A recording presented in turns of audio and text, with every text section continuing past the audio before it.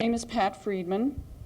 I'm from the Boston area, and I am a reunited birth mother. I did not have a real prolonged search.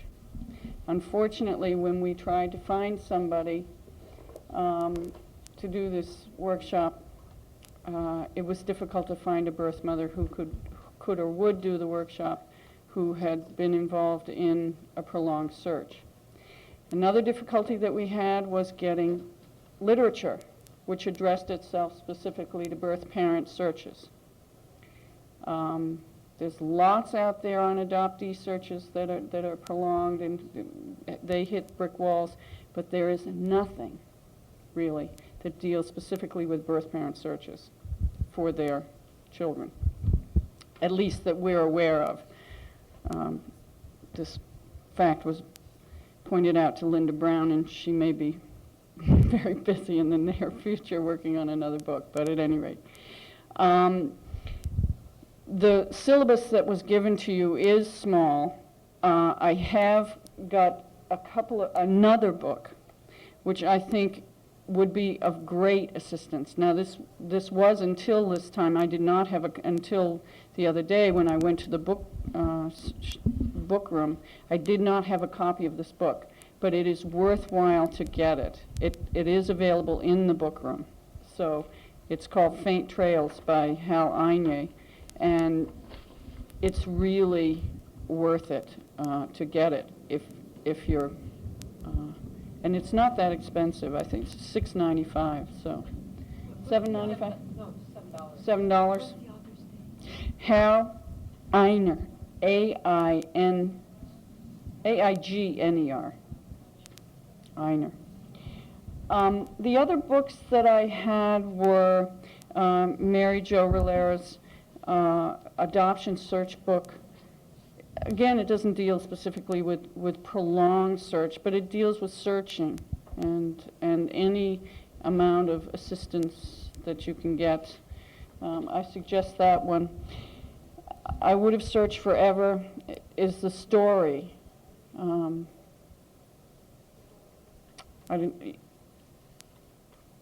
would read it. It's worth reading. It's really worth reading. The Adoption Triangle is another book that's worth reading, but doesn't really deal with this specific issue. But by all means, get it if you can. Lost and Found, again, I think this is probably everybody's Bible. And The Adoption Encounter, again by Mary Jo Rivera, does have some statistical stuff in it about search and how long it takes and that sort of thing. But as far as actually helping you do your search, it's not as helpful, I think, as these other two, which deal specifically with the things you can do in the process of your search. And Birthmark, again, is another story of a search. And if it can give you inspiration and keep you going, then maybe it does its work in that way. What I had thought I would do initially was hand out 3x5 cards and have you write down questions, specific questions that you have about your own search, or perhaps if you're searching for somebody else and having difficulty. But the group is small, and I think that we can just keep it on a spoken level rather than a written level. My own search took me about a year, and then it took me 6 months to move on that information. It was, you end up butting your head against a wall. Certainly, anytime you deal with the agency, they weren't about to give you anything. As a birth parent, you have perhaps a lot less sympathy for your search than you would if you were an adoptee. It's a fact. As a birth parent, you made your bed, you lie in it. That's the attitude, I think. So that there's that issue that you have to deal with, and I it bothers me, but it's what I encountered whenever I would try to deal with agencies. It would, but they were more sympathetic to an adoptee who searches, and it just happens to be a fact. One of the things that whenever anybody asks me, well, how do you do a search? Because I do help. I'm with the Adoption Connection in Peabody, Massachusetts, and I do help whenever I can with people with searching. The best advice I can give you is just look in the most incredible places. Look for the tiniest piece of information. You never know when that piece of information is going to give you a key. Example, I was just in doing a search for a birth mother. We knew where her twin sister lived, was married and lived in my hometown. We couldn't find the birth mother, but we had that connection. So I looked for the twin sister. We lost her. I went to the library, and here's all this information that you can get in the library. And I don't know if you're all aware of what it is you can get in the library, but there are books called, in most libraries, a thing called POCS, which is a cross-reference big volume that you look up a person's name, and they give you the street address and the telephone number. Now, these go back to, 1930s, I think. Every year, when a census was taken, then this information was put in this book. They, unfortunately, are not doing it now. The last one I saw, the most current one I saw was 1985. But most of us aren't looking for people. Yes, we're looking in 1985, but the trail isn't as faint in 1985 as it would have been in the 30s. But it gives you the street address and telephone number. If you have a street address, then you look up the street address and it will tell you who's living there. So if you have Jane Smith lived at 20, Hoboken Road or whatever, and you want to know who lived there when she was living there, you look up Hoboken Road and you look at 18 and you look at 22 to see if those names are there. Then you go back to your telephone book and you look up and you see if these people are still listed at that address. If they are, chances are you have a connection. Chances are there's somebody who can tell you about this person that you're looking for, who was there at the time. So you should use these books. Well, I did, and we lost sight of this woman, and her husband died, and she apparently moved and sold her house to someone else. I then decided to look up these people, these two twin sisters, by their maiden name, thinking, well, maybe the twin didn't ever marry. So I went off looking for the twin by the maiden name, and I found somebody, well, maybe this is a typo. Maybe they typed this woman's name wrong. I was wrong. It turned out this really was another person, and so that trail sort of went off. And then I went to another book, which was another cross-reference thing, and because the people who had bought the house when the twin sisters' husband died, they dropped out of view. And what turned up when I went to this telephone cross-reference book was the woman whose husband had bought the house originally. They had gotten a divorce, but the woman was still there, and she had taken her maiden name back. So the woman that was listed there was indeed there and had bought the house originally from the twin sister. So now we have someone who's had contact with the twin sister who's disappeared. Then I went to the voting records. And lo and behold, here's a woman with the first name of the woman I'm looking for, living at this address in 1989, and a telephone number, and a birth date. So I thought the only way I'm going to know about this birth date is if I go back and find the twin sister that I know has moved. So I went back to the voter polls, looked up, and here are both of them listed with the same birth date. So I know I've got the birth mother, because I know who the twin sister is. Now I know who the birth mother is. She's married, that last name is different, but I've got her, and she's in the phone book in 1989 with the same address. Unfortunately, nobody knows why she was at that address, and we've lost her again because the phone company's never heard of this woman. She's in the phone book. It's not her phone number. Nobody's heard of this woman. We think she's buried in the backyard, but she was there at one point. Nobody can remember her. Nobody knows of her existence, but she was there once. So we're back to zero. But all of these things trip another thing, trip another thing, trip another thing. So it's persistence. And it's, you know, like, well, here was the person that bought the house. They've had a connection. There is a connection there. So she's still there. She ultimately is the person that we ended up contacting. Yes, she knew the twin sister, but never heard. She knew the one, never knew there was a twin sister, and she just had never lived at this address. I don't know why she's still on the voting polls at that address, but at any rate.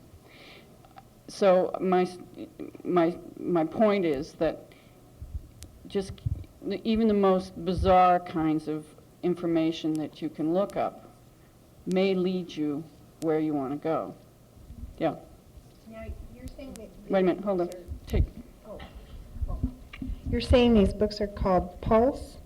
Or are Polks, P-O-L-K apostrophe S. Directory. And they're in your library. And they do go back to the 20s. 20s? Yeah. They stopped here in Chicago in the 50s. In the 50s? Well, they stopped in Boston in 85, yeah. And I think the last I had heard, the date 53 or 58 sticks in my mind. Someone had mentioned it to me yesterday, that we didn't think that they were in existence here in Chicago anymore, but they said that they had been for late 50s. Well, the book director's still only for Chicago City. For the Chicago area. Are they at the main library? Mhm. yeah, these books are in the main library. There's another directory. Do you know the Crone is a Coles, which is a telephone and street directory. Again, it's cross-referenced. Is that with a So- K or a C? C. Yes, They could all be gotten at the library, yes. In the rep. but they're at the library. Most libraries are just like main ones. Some cities themselves, especially out west, have directories that are published by that city, for Mhm. that city. Right, exactly. But they primarily would be in your main library, only because they are unbelievably expensive. I mean, each copy of Polk's, I was told, is $500. If you know someone who is a major real estate agency, they usually have them too. So save a trip to the library if you have a friend that works in real estate, which I do. Real estate, right, right. But they would basically just have the ones, like, the current ones. They wouldn't have, like, 1950. But your libraries do keep these records. They keep records of sales of homes. The library does. At least my library, and I think most cities do. They keep a transaction of sales of real estate. Yes. Oh, here, wait.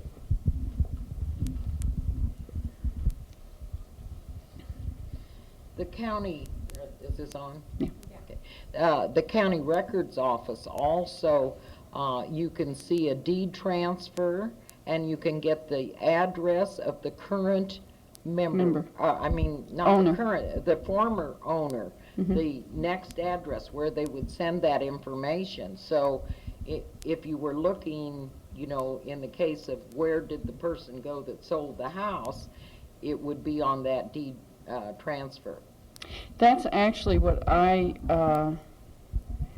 that's how part of the way that I tracked down my son was that I went to the city where I knew they had lived, and I knew that they were no longer there, but I knew what the address was. So I went to the city hall and asked to see the current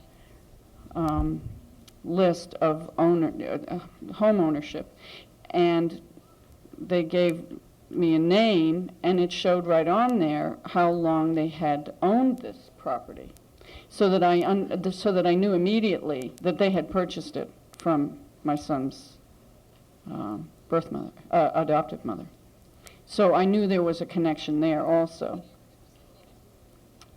So there's a lot of stuff in City Hall that's just public record.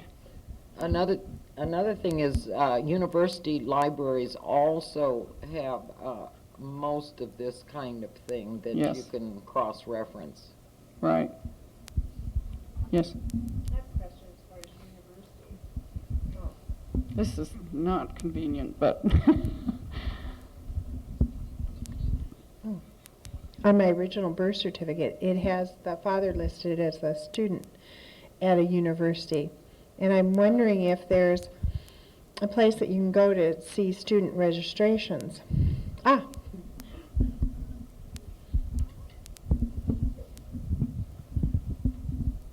Both of my birth parents were students at the time I was born, and I traced them through the university, and it was really easy to do. You go to the Alumni Association, and there's also some, if that doesn't work, and it worked for me, by telephone?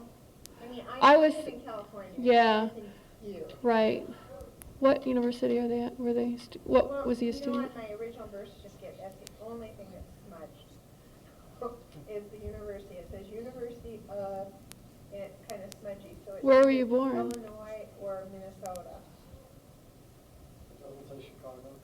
Yeah, because there's no No, University it does of not. Illinois. Does not say Chicago.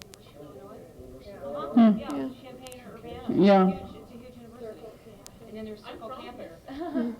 Were you born in Illinois? Yeah, I was born in Illinois. I live in California. I'm sure it's University of Illinois, which is where my parents were.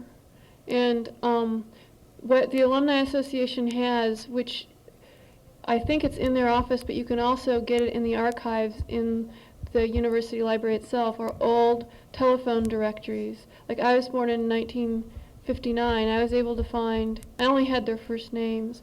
So I went through all the first names, but I had the old address. And I figured it must have been around the year of my birth that they were students. Now, is that usually just a student that has graduated, or is it someone that was enrolled at the time? It's currently I have to, student. okay, because I have to admit, you would think that maybe she would have dropped out or something. Did you look for this yourself? Because I called over the phone to look for, I went down there and did it all on my own, they yeah. said, no, we won't tell you anything about students, Yeah, they're picky about that sort of thing. The University of Chicago alumni actually has a current directory that lists where you can find everyone who has ever attended the school, their current addresses, phone numbers, and what they do for a living. Will they give it to you on the phone? Well, my father is an alumni, and Uh-huh. so I ended up with a copy of it. My birth mother went to school there also, by chance. So I got a copy of that, but that's a directory that they should have, that you can go and see. Yeah, you can, they're probably. And you can look in probably yearbooks, still- all the old yearbooks, yeah. 'Cause then Yeah, you- that I think. And that would give you current information. because if a college says they don't have one, there's publishers that print these fact books for high schools and universities. And if they won't give you that information on the phone, you could possibly call and ask if they have a researcher. I know I called, I think the main library in Detroit, Michigan, and a woman gave me a name of a researcher and said that she was really good and she would charge X amount of dollars per hour for doing research. Because I live in California and I have to do research in Michigan, so. Makes it very difficult for us. Exactly, so at least you can get in contact with somebody who, something like that, and you can call the main library. Maybe the university might even have a student researcher. They'd be happy to go Great. through that and get some extra money. I have a question. Yeah. Voters registration, with voters registrations, what was the year that it became mandatory for social security numbers to be listed on them? I don't know. Because actually, I don't know that it's by state, because I know in the state of Massachusetts that they do not take that information on voter registration. So I think it's state to state. Let's take, for instance, in Boston, somebody in the armed forces, where do they store the records besides St. Louis? In Boston, what you can do is, what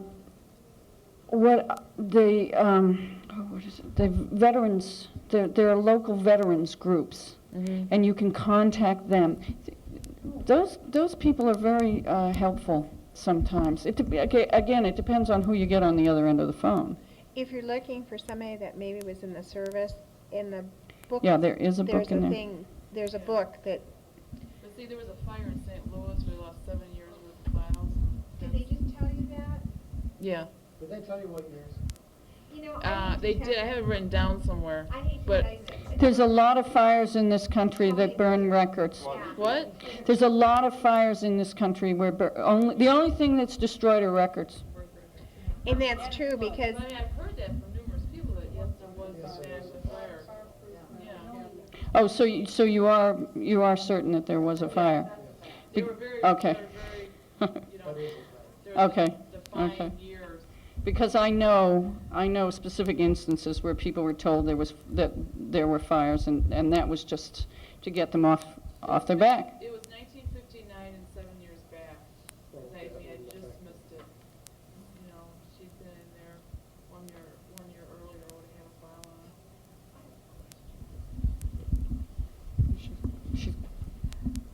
it. How can one get somebody's social security number? A living person. Yeah. In the state of Massachusetts, your license number is your social security number. In most states, you can get a driving record if you know the person's. See, this is the glitch. If you know the person's name and date of birth, you can get their driving record. Then in the state of Massachusetts, you get their driving record, you get their social security number. Are you How back does talking that about? go? I mean, Are you talking about a license or? A license, Oh. right. But you write and ask for a driving record on, this is how I found my son's adoptive mother. how far back? Is there a Well, limit? I was actually looking for current information. She had left the state, and I just happened to be lucky enough to pick the very next, as the next, I figured, well, here's another 49 places I have to look. Where am I going to start first? And I started in the state of New York, which is where she happened to go. But it was just by sheer luck. This was a process that I was going to have to repeat 49 times if I didn't get it right the first time and missed it until the last time. So I just happened to be lucky. I wrote and asked for the driving record of, Arlene Peabody and birth date such and such. I've heard And they've only- I sent my money and they sent it back to me. You didn't have to give a reason or anything? No. You just said you wanted her driving Yeah. record? Yeah. I'm still confused about the term record as It opposed It to tells you license. that she's had one parking ticket and, no speeding violations, it and is that's, her it's a driving driving license. record. I It's a record of her driving, whether or not she's ever had any kind of accidents or tickets or that sort of thing. And you But didn't have to say why you wanted No. it or anything like that? No, Just gave me that. her address, gave me everything. You have to have a birthday. For a those name. of you that might be searching in California, that doesn't work anymore because of the recent murder of the young actress. A right. private detective gave the demented man the address, and it was secured from the DMV in California. And so the assembly or the legislation closed that privilege down to us. Mm-hmm, mm-hmm. But what you were saying is how many years back? I mean, if you thought this person got license in 51, would they still have that license? Well, yeah, or otherwise you have to do what she does, try 49 states so you have a current. But the Mm, problem right. is, if you're looking for, the problem I'm having, I know everything except what her social security number is. Even though Other her last family and name? everything, yeah, but the problem is with a female, they change names. That's it. So I had to Yep. find a driving record from Boston, Massachusetts, in 1958 underneath her maiden name. And it won't happen. No, I don't think that it will, because they only will give you current records, but, yeah, and that was another way I was lucky. I just thought to myself, this woman has been married and divorced, Yeah. married and divorced, and now she's remarried. I'll bet she took her maiden name back. And I was right, but it was a guess. Mhm. And a lot of this is guessing. You were going to say something. Let me pass. I don't want it on tape. You don't want it on tape. If you have a friend who's a police officer, there's a nationwide computer system, and if you know the state name and birth date, you can find the driving record of anybody in the nation. Are you calling that Soundex? No, it's not Soundex. No, This is a friend who's a the police police officer. department, any police department in the country, they're all tied in. Yeah, I tried that, and she has no driving record under 3 names, and I even pulled all the birth dates in the country, all the people born on that particular date, nothing. Yeah. Is there somebody, I bought that.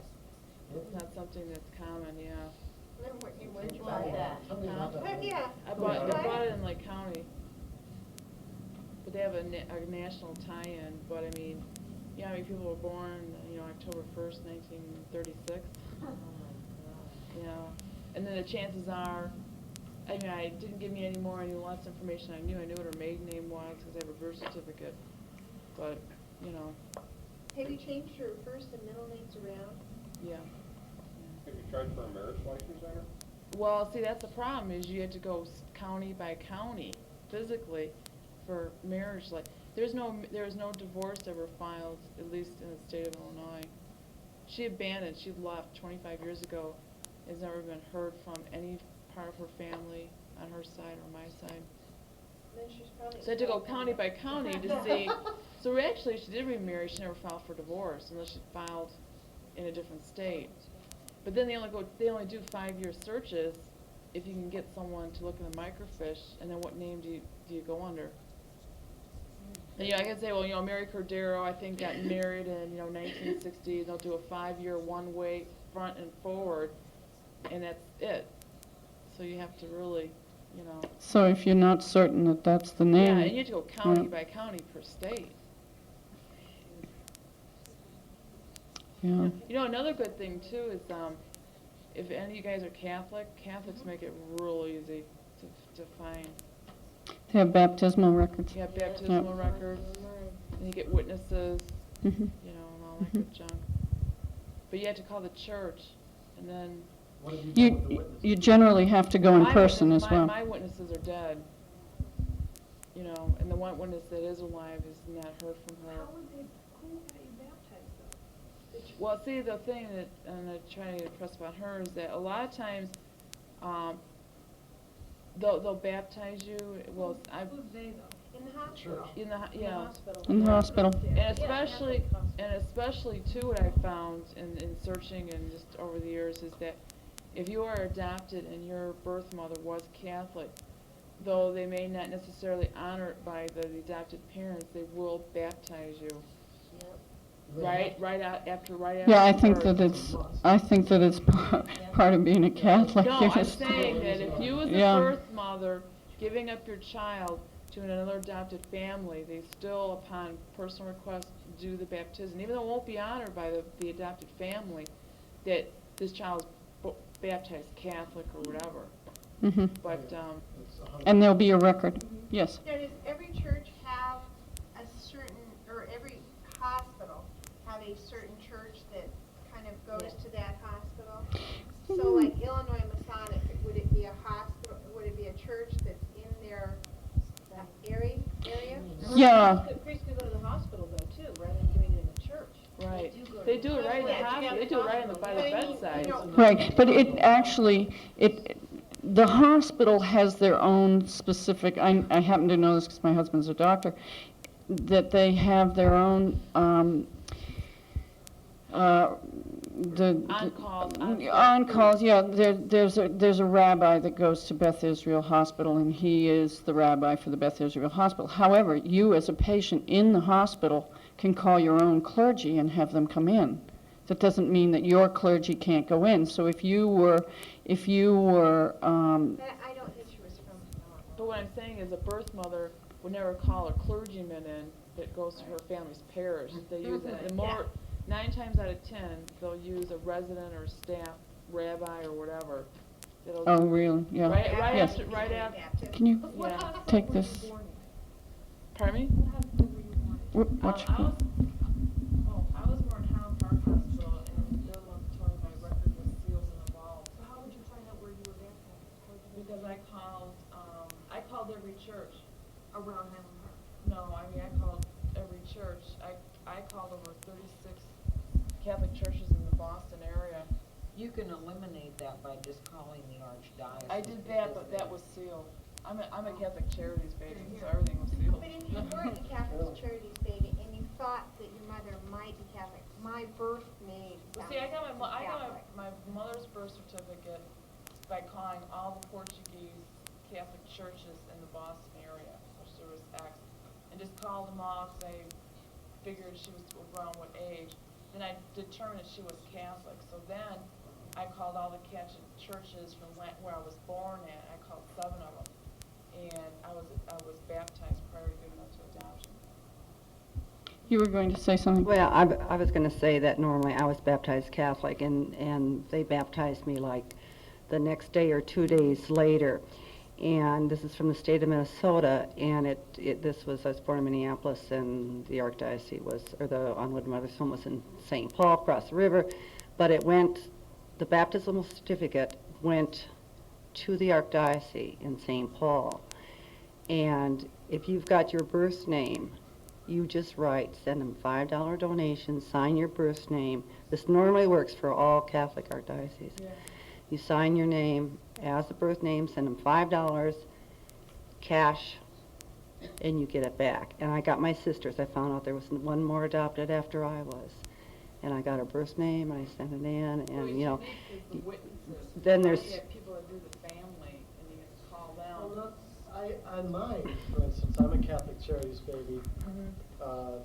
My witness was simply just a social worker, someone who worked for the hospital, and a good portion of the time, here in Chicago, that's the way it was. It wasn't a friend, it wasn't family. It was just the given person whose job it was to take me there that day. That person My was witness was the nobody. cook in the rectory. Right, they mean absolutely, they are nobody. So how much do they put on a baptismal paper?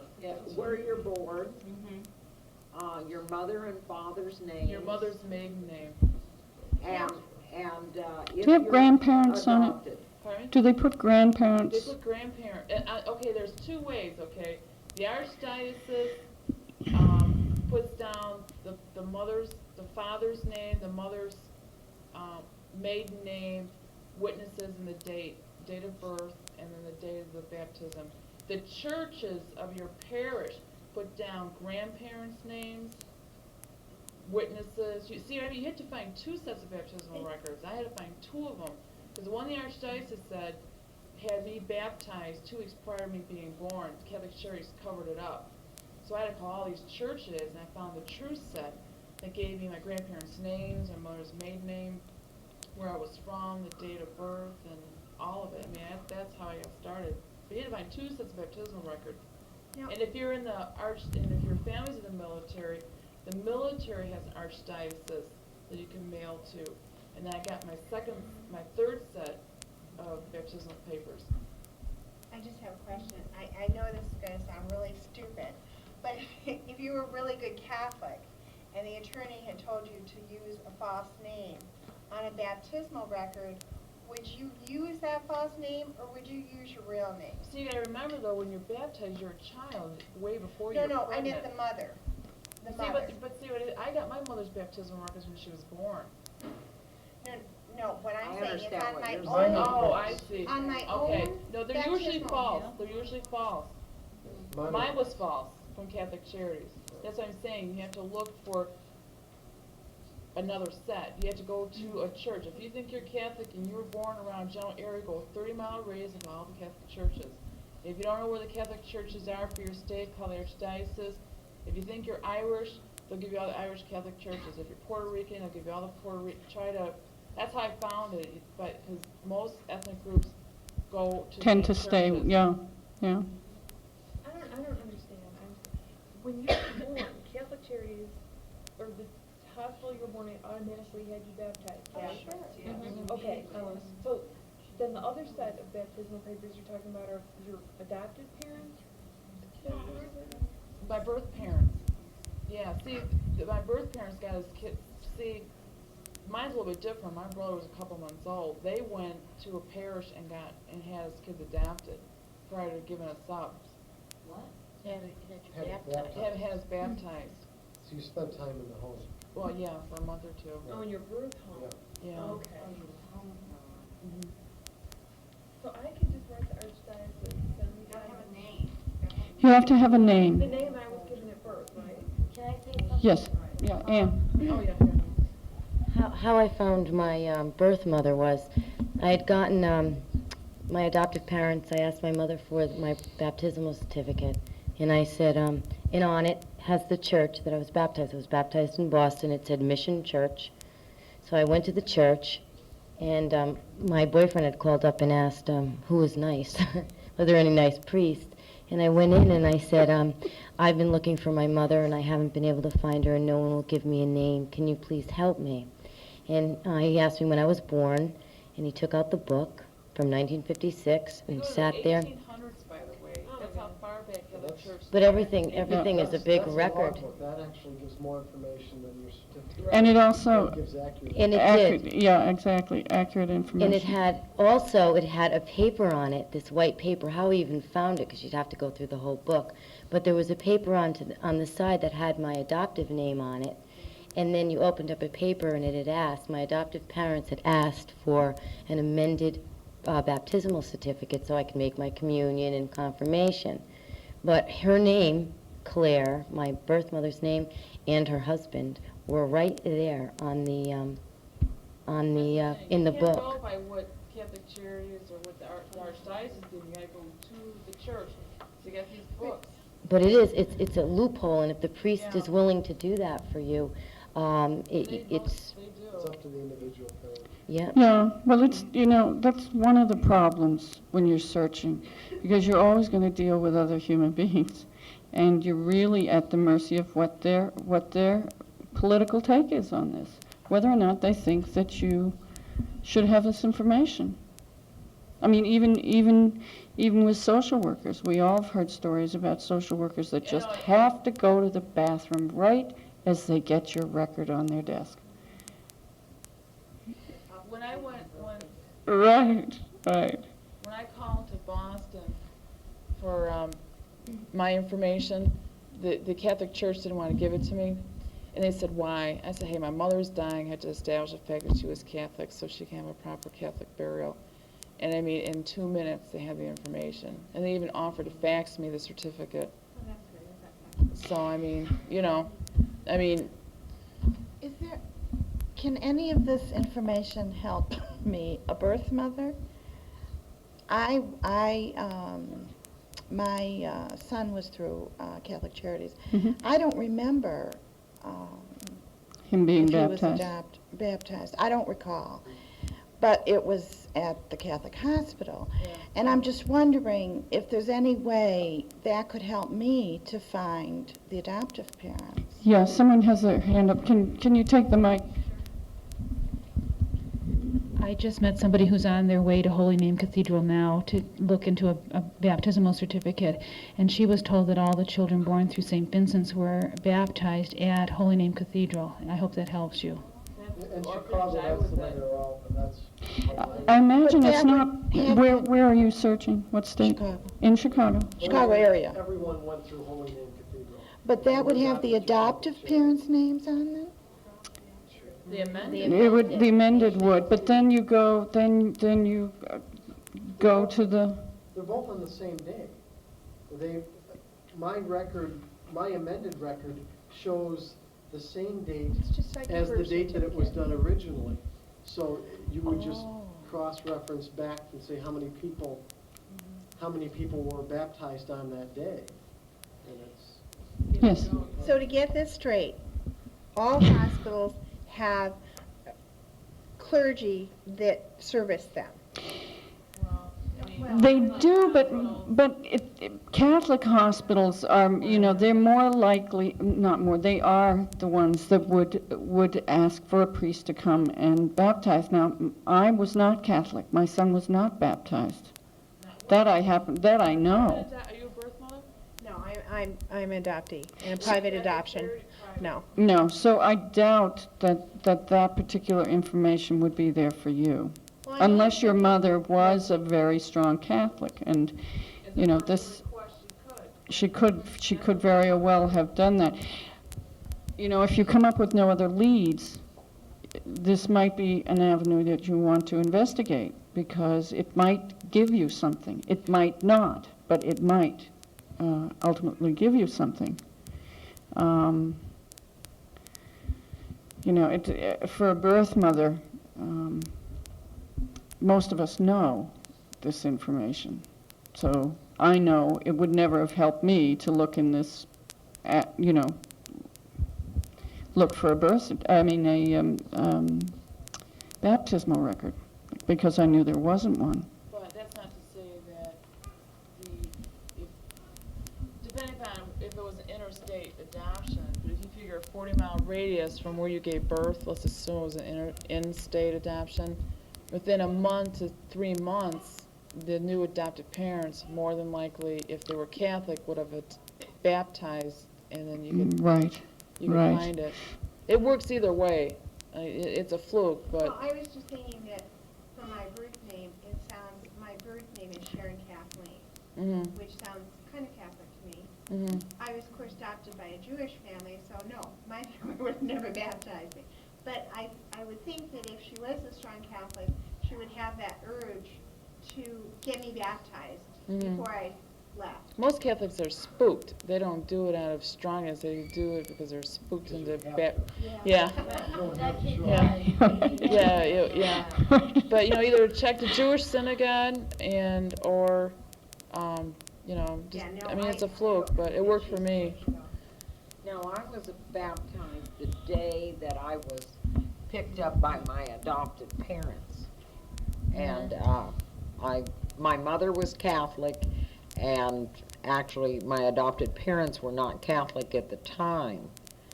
And I was baptized the day after I was picked up.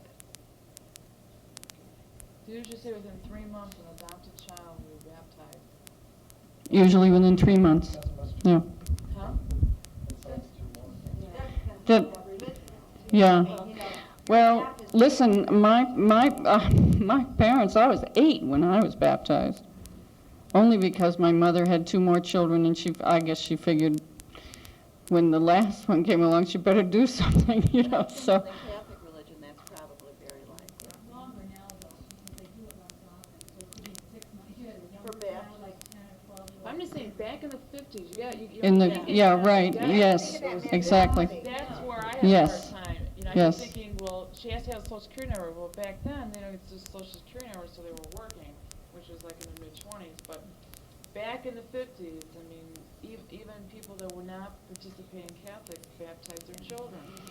That's what I'm saying. You can't overlook that. Right. Yes, you have a question. Can you take? Ask an unrelated question. Sure. On the medical records from the hospital where I was born, it gives all the information of my mother. On the father section of the medical records, it says legally withheld. Does that mean she just didn't answer the questions, or was there some kind of a legal paper drawn up protecting him? I suspect not. I suspect that it was probably her decision to withhold that information, and that's a term that they use. Most birth fathers weren't standing around saying, I don't want you to give my information. you know, I'm sorry to say, they were not around. It's, you know, it's like birth father unknown. Ha. You know, to whom?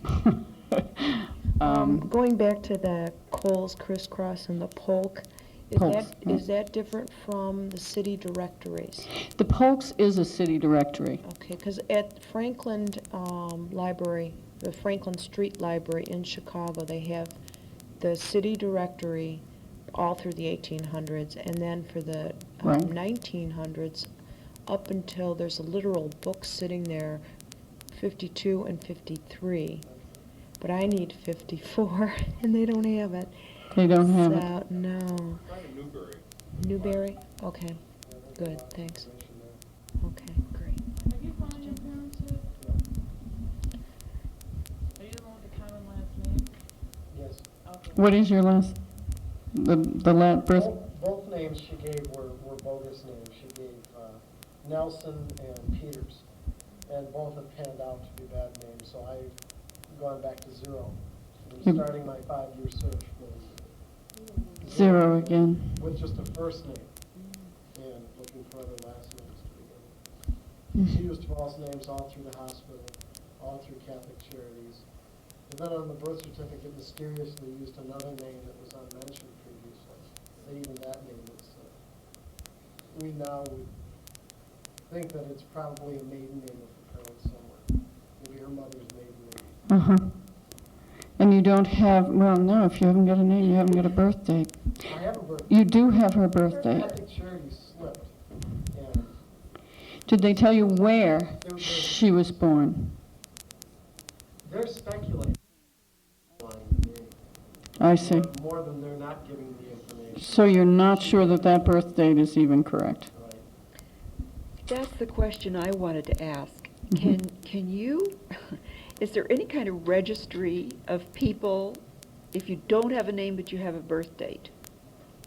Is there some birth date registry? Well, you were talking about that list of all the people burned, but you need a name and a birth date. Yeah, but just the birth date, is there such a thing, does it exist? I wish, because I would. No. I don't know. I think my mother's using an alias too. But no. Yeah, no, not that I am aware of. You know the hospital? Are you talking to me? Yeah. No, I'm looking for my father, I found my birth mother. She will not identify him, but I have information about him, and she gave me a birth date of his birth date, which may be bogus. But I thought, well, you know, it might be worth checking You know out. where he's from? Approximately, but not. You have to check the newspapers for. I did. Birth listings. I did that. I You spent did that. hours checking, and so far I haven't come up with anything. The one thing I did do was to inquire around about who she was dating back Mhm. when I was, Mhm. about the time I was Mhm. born. I did get a name, and the person fits very closely the little bit I know about my birth father. But the birth date isn't quite the same, so she may have given me a. Then she I may think very I well- think she gave me a false. She may be. Mistaken. Was she a student at the time? No, she wasn't a student. She was out of school. Yeah, she was out of school. She was out of school, and she was dating this person who is now deceased, so I can't. But he has a son that, you know, anyway, I have all kinds of fantasies, but I just don't know quite how to proceed with this. I mean, she just absolutely will not tell me anything more. She's gotten really guarded about it. Yeah. Well, why don't you check to find out what year he died, and then get the cemetery records and obituary. You know, if he has any sons. Oh, I know who his son is, but that's another problem. His son happens to be someone of great prominence. I would have difficulty reaching this person. Why don't you write him? Well, I thought about that, but I don't know. Does your birth mother know this? This may be why she's withholding no, the she image. doesn't. Well, does she know what? Does she know? She may know that if this is indeed your birth father, she may know that this is his son, and this is why she resists telling you. Well, I think she probably does know all about the family, but I think she resists telling me because she is so afraid of blowing her own cover. She does not want anyone she knows to know that she had an illegitimate child.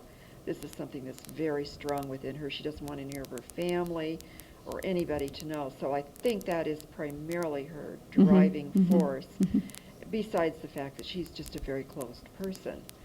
So anyway, but I've had fantasies about contacting this person, this possible half-brother, and get genetic testing and all kinds of things. But Right. yeah. You said to your mother, well, I figured it out, so-and-so was my father and my half-brother is, isn't that wonderful? And see what her reaction is. Yeah, Well, yeah, exactly. well, yeah, unfortunately, I don't live close to her, but, so. But save it, do it. Yeah, really. Yes. Oh. One scam that I used successfully was finding out who is the secretary of the graduating class. Those people are usually gossips, and they keep track over the years of what's happened to who in the class. And I've had very good luck calling up very chatty, very friendly, and it's just like opening a faucet. Are you talking about high school now? High school High and school, college. and, Both. yeah. I ended up with one college. She and I agreed that if we found anything, we would trade information. We were both chasing because she dropped off the road. But they're that friendly. I actually found a birth father without a name by just the non-identifying information. And the one key was that he was also adopted. So all I did was just ask around, who in your class, and it was to the secretary, do you think was adopted? And so they all got together. They called different people, and it finally came. But the only one it could be is this one. Yeah, they did all the work for you. Yeah. I have a source too that probably no one's ever really thought about, and I'm not going to say why, especially since this is on tape, but cable companies can be a new source because cable companies keep histories, meaning if you live at 10th Street, they keep every customer that's ever lived there up to some of these cable companies are 12 years old, but they give social security numbers, places of employment, and you can either give them a phone number and they'll find the person, give them their names, they'll find somebody, and they'll tell you every place that he's lived, how long he's been there. What are But cable companies? cable television companies, they are required by a Privacy Act too. They are mandated. But if you were to call and say, whatever, you're having problems with your service, and I'm at my office, and gosh, I don't know what name you have, and I've had you guys so long, or but there's been a few people that found out some information that way. I mean, that's for somebody you're looking within the last 12 years. But like if you're running into like the Twin or something, Right. and the Twin, moved to a suburb, rather than going with all the phone books, just call a local cable company, and more than likely, because they also have maiden name changes too. It is required by state that if you change your name and get married, they have to carry both the names in the database. They do. It's mandatory. For the cable company. Mhm. And then, let's say you want to try to find someone, what do you say when you call the cable company? Well, you could do one or two things. You could say, I just moved into the area. I need to know if you have Dottie Smith's phone number there or address, or I'm having problems with my cable service. What I usually did, and this is me, is I would say I'm from like Jones Cable, and we got a customer that owes us a lot of money. Do you have so-and-so as a customer? And I'm telling you, they bend over backward. That's the approach I'd probably use. Just say, hey, I'm from so-and-so. God, it's just been a bitch of a day. And this customer moved, and I hear he's moving into your area, and tell me if he's got cable. And they'll tell you. Because they are required, they do have a Privacy Act, so you just can't come out and say, well, I'm looking for so-and-so. Right. But that strategy has worked for me. Mhm. There's a new resource. But I mean, something that, because it gives Social Security number, gives driver's license, gives it all. Mhm. And you can request a ledger on the account. They have to mail it to you. Wow. Yes, can you? I just have a request for advice from all of you, I guess. I don't know who knows and who doesn't know this story now, but I did locate my birth parents through university records and met with this hostile response from them. They turned out to be married to each other, and they threatened to sue everybody involved, including me, for having the identifying information to find them. My urgent reason for searching for them, and this was 10 years ago, was that I had developed a rare form of cancer. But I never told anybody that because I was coping with the treatment anyway, and I didn't want to write them a letter saying, oh, guess what, I'm your daughter, and by the way, I have cancer. So I never really let them know what the reason I was searching for. And I dropped it. My prognosis is now good, and I just figured, well, that's it. I did my search, it's over. And I came to this conference as a journalist to cover the story, and I'm using a lot of these groups, less as a journalist and more as a participant.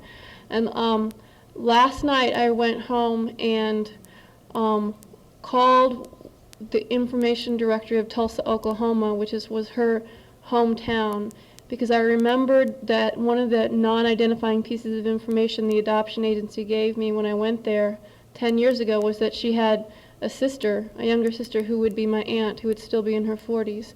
So it occurs to me, even if my two birth parents who are married to each other, don't want to give me information, perhaps the sister might know of my existence or would be willing to mediate or something. And I just asked for the maiden name, which is Kaubel, a German name, which is not that rare, if there was a listing in Tulsa, and there are 3. So now, at this point, I'm wondering, how does one proceed? You just call them. Well, 27 people on a maiden name in Boston. right. Just call them. Call them. Before you call, have a story. Have some reason, non-threatening reason why you are calling them. And it might not, I'm sorry? I don't know the aunt's first name. You don't, No, just tell them that you're calling long distance and you're looking for the family of so-and-so. And if they get real indignant, you say, hey, we're doing an alumni search, or... That's good. Use the university Yeah. alumni search. Or genealogy studies are good, too. Yeah, I was always honest and said, I'm just doing a genealogy search. I'm a shirt-tail relative, and I'm now on the far branch of the family tree. Do you know? And away we went. right. I'm always interested in genealogy. Really open up, I always say I'm just searching, possibly with relatives. I don't even go into the genealogy, I just say I'm looking for a relative we may have in common. And I had a lot of Booses. I mean, there must be, 30 of them. What's the name? My name was Boos, B-O-O-S. You're kidding. No, why? Because a dear friend of mine in Boston's last name is Booth. Oh, really? Yeah. Yeah, I probably I know who they are. Shelley. Yeah, I've talked to everybody. But even the ones that weren't related were telling me the whole family line, and then Aunt Myrtle, gee, she kept track of stuff, gave me Aunt Myrtle's number, I'd call her. Absolutely. Yep. She's also retired to this date. So in other words, it's like almost everybody will want to help you. I wouldn't be afraid.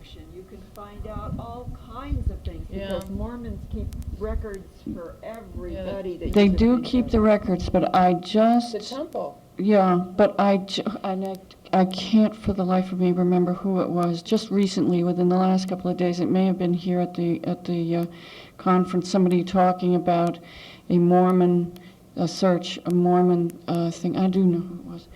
And they were hitting a brick wall because the person that they had to contact was adamantly opposed to search. No, you can go to interlibrary Right. loan. Go to a library that's got a heavy genealogy department, and whatever year you're looking for, or the name you're looking for, they have like a Soundex thing where you just look by the name. Right. I mean, you don't even have to call anybody for more. You can just request those files. I thought they had confidentiality on anything newer than 100 years. No, you just order the reel. You have a reel for $2.50, and you have it kept on loan for 6 months at your local Mormon library. Oh, so you work through the Mormon library. Mm-hmm. Mm-hmm. And they borrow from the Mormon library. Yeah. And they don't just keep it on Mormons. I mean, Mormons They keep on everybody. They keep track of the world, period. I mean, that's what they think that this is their Mission in life, mission yeah. in life. Yep. To keep the records on the human race. They do. Yeah. Well, they do baptisms with the dad, so you know, anybody that, I mean, if you have somebody in your family or a good friend, they may register you so that you can be baptized. When you die. When you die. While you're still living, and it's some sort of surrogate thing. I don't know exactly how that works, but anyway, but you just never know who will show up there. That's it, and that's the point. You just never know when you're going to turn up with a piece that leads to a piece that leads to the answer. Have any of you guys ever tried credit history? Yeah. Oh. That's really tough. It's only good for 7 years though, but. Yeah, and it is tough getting. Yeah. It's easier to find a guy, am I right or am I wrong? The females are the ones that are hard to find. Yes, yes. And of course, you know, if you're searching for birth parents, the problem with searching for a guy is that you usually have to find the birth mother before you're going to get a name on the birth father. That's generally, you know, because the information is legally sealed or whatever the term is, or the birth father is unknown. Anybody else have any more questions? Is anyone, I'm sorry? I guess there's just no easy way. There really isn't any easy way. And, you know, most of us work through search groups. To do it on your own is tough, although why you would be, it would take you longer, perhaps, but if you persevered, you'd probably get the information eventually. One suggestion I have, being here at the conference, making connections with people who are in the area where you're searching, because those people can help you. And particularly if you're doing a search, if you live in Michigan and you're doing a search in Wisconsin, it's a little hard to be physically there, and a lot of time it's just, you know, it is going to the library and being physically there and doing this tedious legwork. If you have somebody, if you make a connection, you know, you can barter this service, as it were. I'll look something up for you if you look something up for me, and people are usually willing to do that. So make connections with people here at the conference, and you find that you very often will get something anyway, and certainly support, which we all need. I mean, this is running short. Where you're a birth mother. This actual workshop was primarily for birth mothers, but I think the problems are, or birth parents rather. I have to stop being sexist about this. But I think a lot of the issues are certainly the same. For birth parents, they have to find a name. They already know the birth date. Unfortunately for adoptees, they have to then find that other piece of information, which isn't always easy to find. You know, I think what I said about if you know where you know, of course the whole thing revolves around the fact whether the information you get is correct anyway, and until you get to a dead end, you're not going to know if that information is correct or not. But if you can find out a name and a birth date and where they might have been originally, then do hospitals keep track? They must have an annual report of births, don't they? They're very unhelpful people. yeah, hospitals generally don't. They're really tough. Even if you're trying to get your own records, they're tough. Yeah, but what I'm saying is but I mean, the Archdiocese does a pretty good job of it. Who's been born and what year? I mean, if you give them a birth date, they'll tell you what kids are born. they won't release the information. I mean, there should be some public record as to say that a male was born at January 1st, 1990, or a female was born, all of, you know what I mean? Yeah, they keep such records, but they're hard to get. They are, yeah. Hospitals, so they can tell you, we have so many boys and so many girls born on any one date forever. But trying to get that is another Yes. matter. They got Yes. the cross-reference. That's called a birth log. Yeah. But trying to And get it. if I'm not mistaken, some cities keep a birth log as well. Some, you know, like New York does, yeah. But again, getting access to it is difficult. And then knowing how to use that information, you know, it's all this incredible detective work that you have to be able to follow from one step to another. Well, if I have this, then the place I should go to look for the next piece of information is here.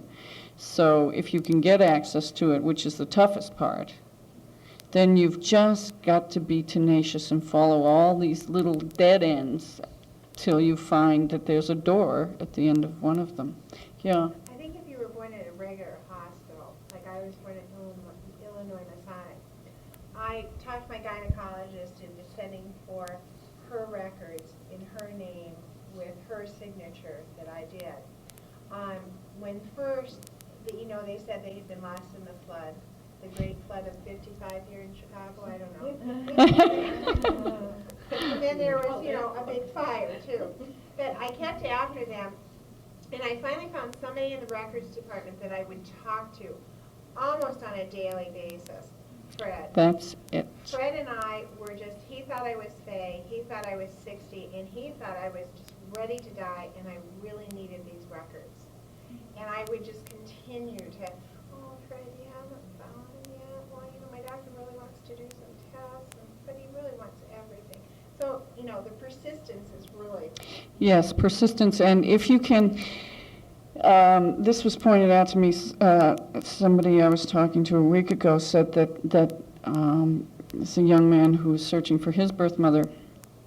The way that he got the information, the birth records, was that he would always talk to the same person and ask for them by name. And then he actually physically went there, asked for this person by name, and then told her the story. And always ask for the complete records. Make sure that they write complete, because what they'll do is just send you Yes. the medical records. They won't send you that admittance slip that has all the information on it. Of course, mine didn't have much information, but it did have, you know. Right. Have we had success with petitioning the courts? Yeah, it's on the floor. Has anyone had success with petitioning the courts? It depends on the court, it depends on the judge, it depends on the court, court clerk of court. So if you know, and where you will generally get this information is from the local search and support groups. They know who the judges are that are sympathetic. They know the courts that are sympathetic. Unfortunately, you have to go to the court where your adoption was finalized. See, in your case, did your father waive your rights? Well, waive his rights? I don't know. It was, you know, eons ago, but I don't think they were even concerned about that then. But that's what I ultimately did to verify. I had my mother's name, wasn't sure, well, thought I had the wrong person. But it turned out to be amazingly easy after I did it, but I had to tell a really good story. An urgent story as to why I had to. I'm going Wednesday. I'm going to try to open my records on Well, I'll Wednesday. tell you, I thought of something on the spur of the moment that was appropriate to my age in life. I just walked into the court, you know, without any information about how to go about it. And I said, well, how do I do this? And she said, well, just write it out on a piece of paper. But she said, it was the clerk. She said, you'll have to have a really good reason. So I thought, well, my goodness. And so I thought about it. Well, this was before they had a test to determine if a person used Huntington's disease. Huntington's chorea? Yes, Mhm. because at the time, there was no genetic test. They have a genetic test now, but at the time, this was 10 years ago, they didn't have it. So I said that I had symptoms of Huntington's disease, and my daughter was pregnant, and wanted to terminate the pregnancy if it turned out that I indeed did have it, but I couldn't be sure yet because I had to have the genetic information to verify that it was in my family. You should see if you can get a doctor. And so I got them immediately. The judge was sympathetic, but she did tell me you had to have an excellent reason Right, why. right, yes. Well, you know, one other thing I might tell for you too, age-wise, I Pick that up have on- my own information, I petitioned, in the state of Minnesota. This is before they had all their rulings back there now. But I had my birth mother's name. And the social worker I was a foster child for a while, and the social worker kept telling me, just go through some court records. I kept saying I want to know more, about my father, so forth. Well, this was before search and support groups. I didn't know a thing. I didn't know what I was doing. So I finally, after I'd found my birth mother was deceased and found 2 sisters, we all went into this judge in Minnesota to get my birth father's name. Well, he didn't think it was necessary for me to have it at that time. But anyhow, he did sign a petition. We got it. So I went back to the social worker. I said, I got my dad's name.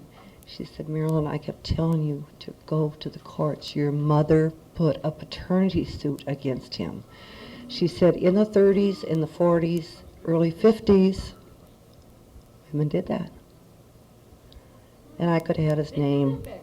22 Yeah. years ago, I could have had his name. I mean, If they were brave enough. Yeah. If they were Well, brave if they enough. wanted support, say. Yes. And it might also be because I was kept as a foster child for a while. It was 3 years, before my adoption actually went through. But it's something if you got, because both names, when we did go back and look it up, there it was, his name, her name. Yeah. You're probably not going to get that after the early 50s, I don't suppose, but, maybe But it's an before. avenue It's, perhaps for try it. you. Yeah, you don't know. Yeah. The judge here in Chicago just recently did open someone's file, give them their file, because the woman was 78 years old. They never open them in Chicago. He figured by the time she was 78, her parents were long gone. Since she was Yeah. 78, she was entitled to it, so I made an appointment to come back and see him in another 50 years. Well, we did have a record open in Massachusetts, one that I'm certain of, one I'm pretty sure will get open, and that was the result of National Open My Records Day. But it also was under the condition that his birth parents were dead, and he knew that they were both dead. And I'm pretty sure that's the only reason the judge opened the record. Yes? I just visited the records department in Illinois, and they said that they've had 100, it's gone from 50 to 100 requests for opening courts, allowing the records to be open, mostly Cook County cases. They're curious and getting some pressure to begin to ask why and maybe to get in on that. But most of the cases have been Cook. I don't know which cases they are. We've all been kind of scampering for news and what conditions, but the numbers have doubled, and they have been from the Cook arena. I also have heard that one of the judges in Cook has been interested in an intermediary system and has been working with one of the local agencies around that. And again, I don't know the conditions for that. We have a legislator in Springfield who's been helpful in starting to at least dabble in the bill writing, and what we want to now do is give her Mary's work, and instead of go for one bill as the Right. bandage, go for a system and a planned strategy. So we're going to continue with that. Right. Well, We petitioned Cook County Court May 1st with something like 250, 300 petitions to the judge on Open My Records Day. Mhm. So that's probably where the influx came from. That's from the additional? I think that's per year. Oh, okay. Are you still looking for your friends? How do you get through the day? It's not easy. It seems like you've exhausted all your leads, am I correct? Well, starting over again from scratch, starting my search back from zero. The 2 people in Chicago, have both of them, have you gotten your certificate of adoption numbers and looked through the law bulletin? Yes. Okay, because if you were born before 65, you should be able to get your birth name within about 3 minutes. How? Hmm? Oh. In Chicago? It's printed in the law bulletin. No, you just go and sit and wheel through the microphones.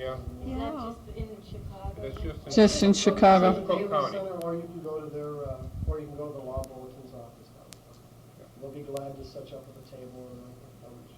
It's Now, free. you have your birth mother's name. I have my birth mother's name, I have my birth certificate, I have my decree, I have my relinquishment papers, but, You don't have your birth mother. yeah, I also have an attorney here in Chicago who dealt in black market babies. He made big bucks, went through the 50s and 60s, and that's what he did. Yeah. I have to admit, I'm very angry at this man. Can I have your attorney's name? You don't know what What? she is? Can I have your attorney's name? It's Bernard Brody. Believe me, I would put that in the papers. Just for reference. Yes, so you don't have to deal with him. You think yours is a false name, is that? I think that her first name and middle name is probably true. I know the people that she lived with.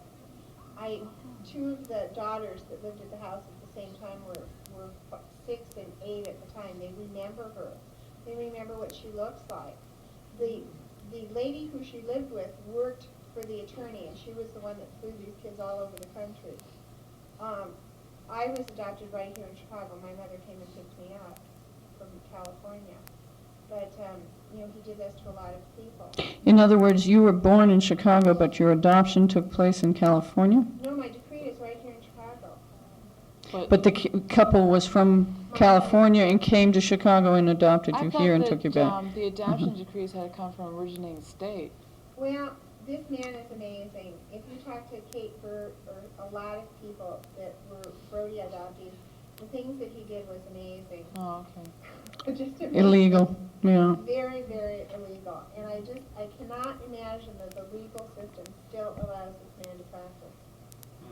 And you can't call Guyne's office and find out, a gynecologist? I did a lot I of that. talked to him. This man said, as I was talking to him, I said, well, I thought maybe you might remember a lady who was from out of state. He said to me, I never did anything illegal. I said, Oh, really? Did he really? Well, because these attorneys have a network of gynecologists that tip them that there's somebody pregnant. I didn't say you did anything illegal. I didn't even infer that you did anything illegal. I thought maybe you might remember somebody from Minnesota. And the other thing he told me was that heritage has nothing to do with your physical things that happen to you. I beg your pardon? Yes. This guy's Dr. Smolin. You're in Chicago. He's retired now. And he hasn't been reading any medical journals for the last 200 years, has I he? guess not. No. And you can't find out where he stores his records? He says, Brody says he has none. He No, never I meant the kept them. gynecologist. The gynecologist said he's been retired for, 15 years now, 20 No, years he's not now. required to keep them then. He doesn't have She my may records. not have given him her right name anyway. Yeah, she was. Through this The chances lawyer of Brody. The chances of them giving their real name to the gynecologist in the very beginning, if they don't know they're pregnant, is real good. Well, if they don't know they're pregnant, yeah. Right. The state has to have some information on you then if you're a private adoption. Somebody took your history. No, there's no non-identifying information. There was no home study. This lawyer never met Somebody my must have had parents. some sort of study. There has to be, Did you talk to the Department of Children? Yeah, I talked to Mom. I said, You know what I would do if I were you? I mean, I Go down and shoot him? No. No. What I would do is, since this guy is basically affluent, I mean, your parents have had to be an upper scale. If you were from California, I would go down to get some demographic information on at least a 50-mile radius of where you think they were from, and start calling upscale communities. for what? For Well, like welcome wagons, they usually used to welcome new kids. One year you might think you might went into elementary school for enrollment, or a health department for your inoculations, or a pediatrician. For her? No, for you. Oh, I mean, I know all my, I was adopted 3 days old right out of the hospital. No, what I'm saying is, but you had to figure out where they lived in California, right? Oh, no, I'm talking about my adopted parents lived in California. Oh, where Yeah. are you, where's your birth mother from? Well, on my birth certificate, it says she was from Minnesota, and he also, the attorney said that, told my parents that she was from Minnesota.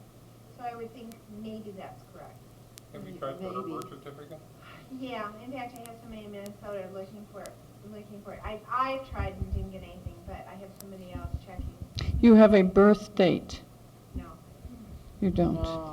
All I have is name, that's it. But, And you know, age. That may not even, it may not even be Minnesota. They may have Lied about that. No, but we have looked here in Chicago for a Oh. birth certificate for her. Have you tried on the county level as well as state level? No, county, you mean Cook County? I talked to judges and people like No, that. I mean for Weston, if you tried on the county level. Or the as well state as level, state there's two levels that you can get birth certificates. And do they keep the same information? Yes. Well, the state keeps for the whole state, and the county only keeps for The each county. county. For each county? So Cook County only has Cook County birth records. Uh-huh. The state has for every county. But we've had success for, we have an adoptees applied to the state where they had their birth name, the birth date. Particular adoptee I'm thinking of was born in 1939, so it was unsealed.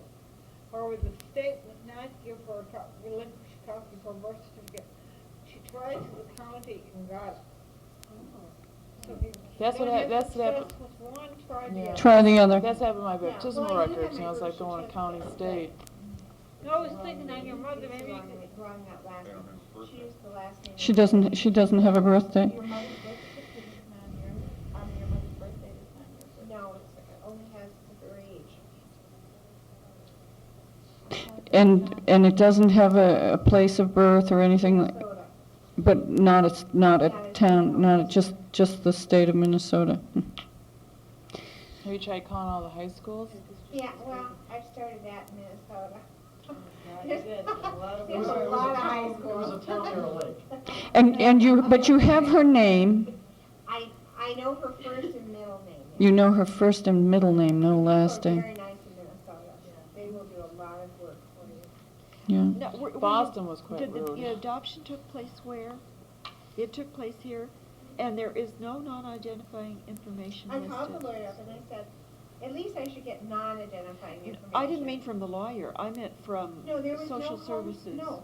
Sure then, have you been to court for services? Yeah, they have no records from, I think they said they started in 1964.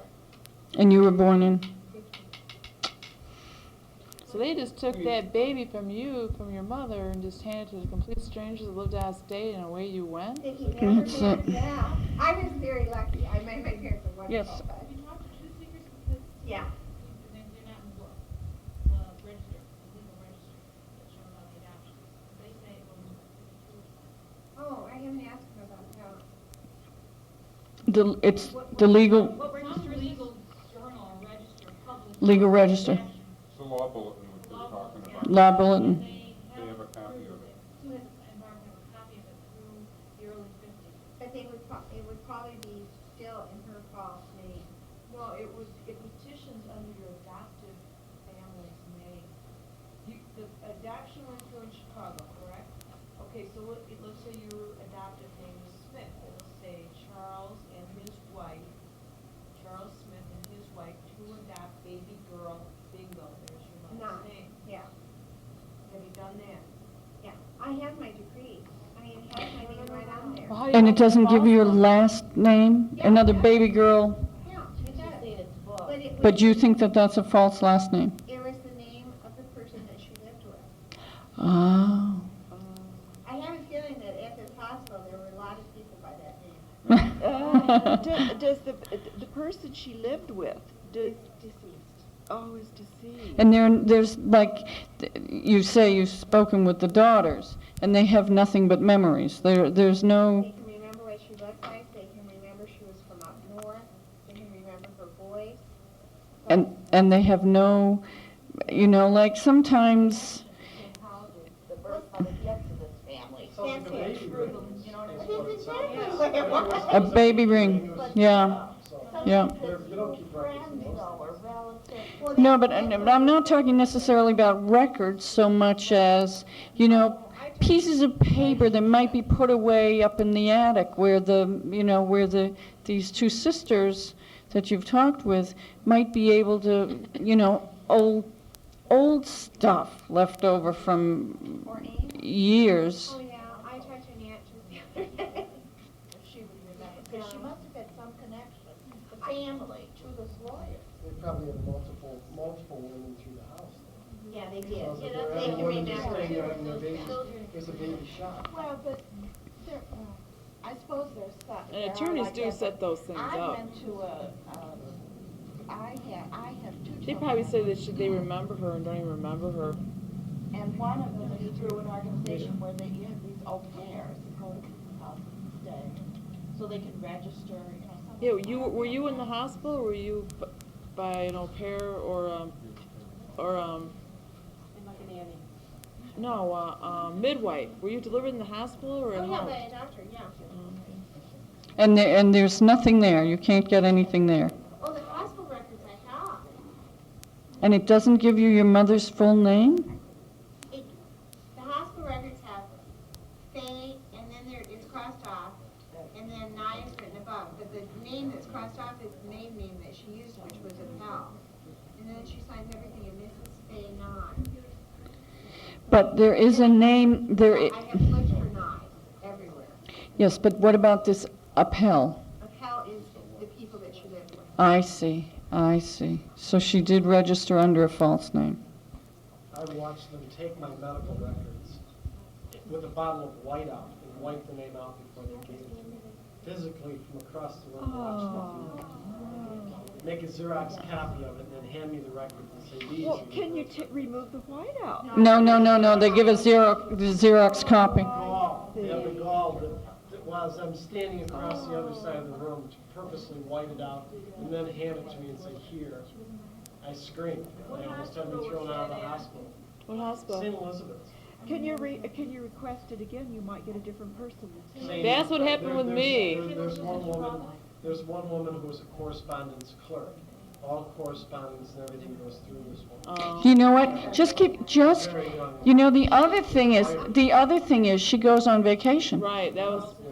And somebody has to do her job while she's on vacation, because I encountered that when Well, I was doing mine. You wanna know what we thought about? Is no. There Poison. was a hospital I was born in, and unfortunately, many years ago, I worked in the records department, and that's where I was born. Yeah. But find out there's This is usually good. hospitals hire temporaries, like I'll show you Manpower or why. whatever. Find out what agency they use.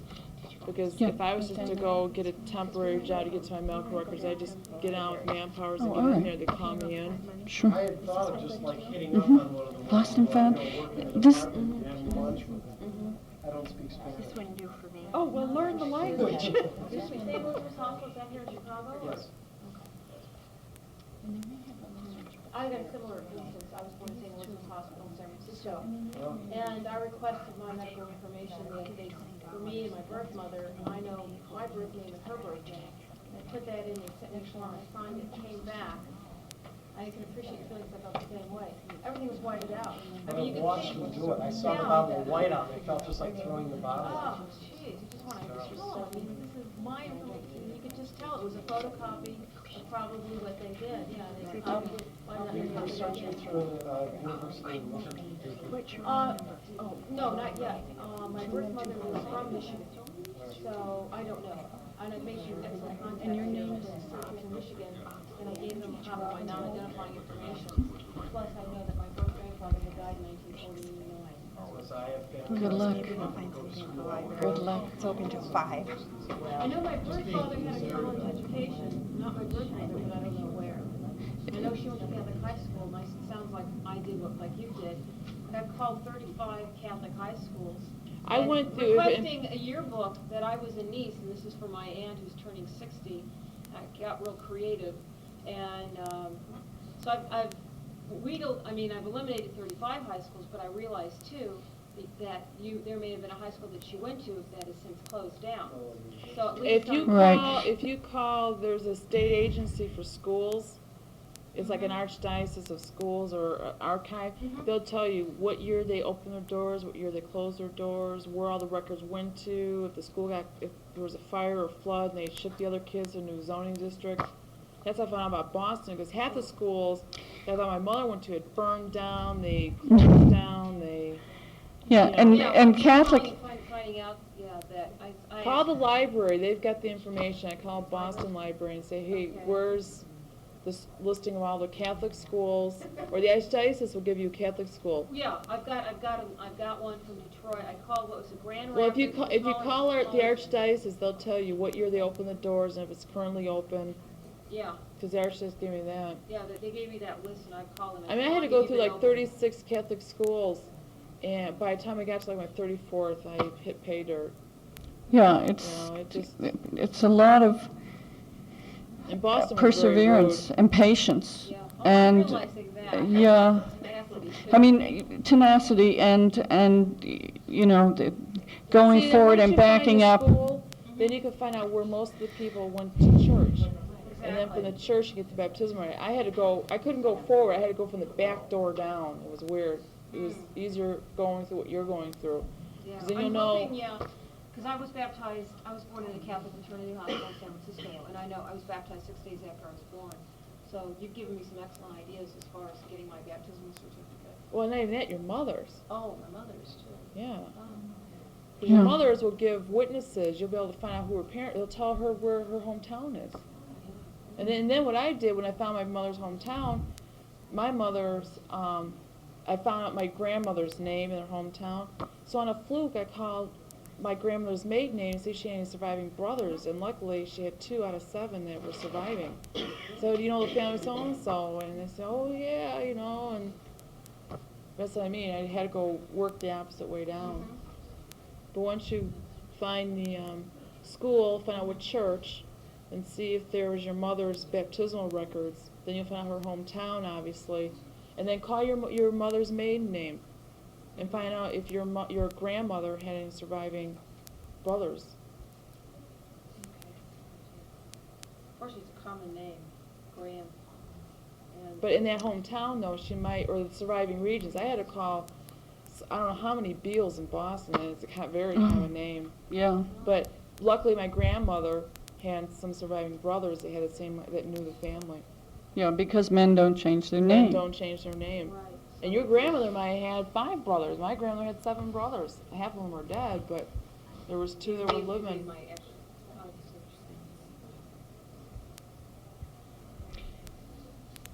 Well, it's just about time. Does anyone have any other questions? I hope this has helped. There's not a, you know, I feel very badly for you. There's not much you can do when you're up against false information. It's really tough. That is the worst torture.